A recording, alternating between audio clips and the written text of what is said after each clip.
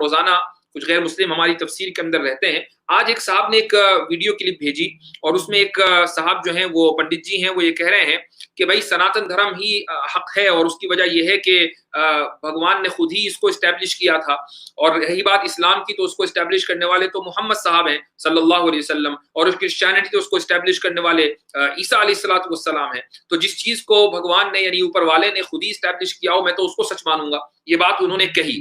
یہ بات اس وقت درست ہوتی اگر واقعی ایسا ہوتا، ایسا ہے نہیں.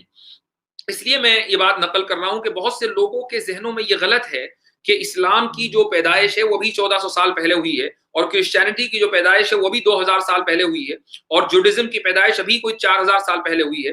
ایسا نہیں ہے، بلکہ اسلام روز اول سے ہے. خود اگر آپ سناتن دھرم کو اگر آپ عربی میں کہیں تو اسی کو الدین القیم کہا جاتا ہے. الدین القیم یعنی سیدھا دین. قرآن کریم کے اندر دین القیم کی ٹرمینالوجی آئی ہے. سناتن دھرم کا آپ ترجمہ کر دیجئے. میں یہ نہیں کہہ رہا ہوں کہ سناتن دھرم الدین القیم ہے، میں صرف یہ کہہ رہا ہوں کہ سنسکرت نے الدین القیم کا لفظ استعمال کیا ہے.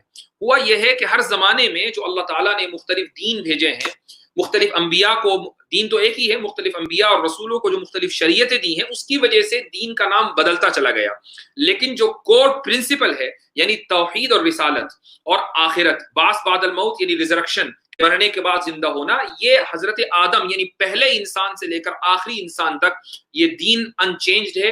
اس کو آپ کسی زمانے میں یہودیت سے تعبیر کر لیتے ہیں، کسی زمانے میں اس کو عیسائیت کہہ لیتے ہیں، کسی زمانے میں اس کو یعنی نوح علیہ السلام کا دین کہہ لیتے ہیں، کسی زمانے میں شعیب کا دین کہہ لیتے ہیں، اور آج کے دور میں اس کو اسلام کہا جاتا ہے. تو یہ اسلام کوئی 1400 سال پہلے کا نہیں ہے بلکہ روز اول سے ہے. تو اس لیے اس غلط فہمی سے نکلیے کہ یہ بھی 1400 سال پہلے آیا ہے. اگر یہ صرف 1400 سال پرانا ہوتا تو قرآن اصحاب کہف کی تعریف نہ کر رہا ہوتا، کیونکہ اصحاب کہف کرسچنز تھے اور اس زمانے میں کرسچینٹی ہی اسلام تھا.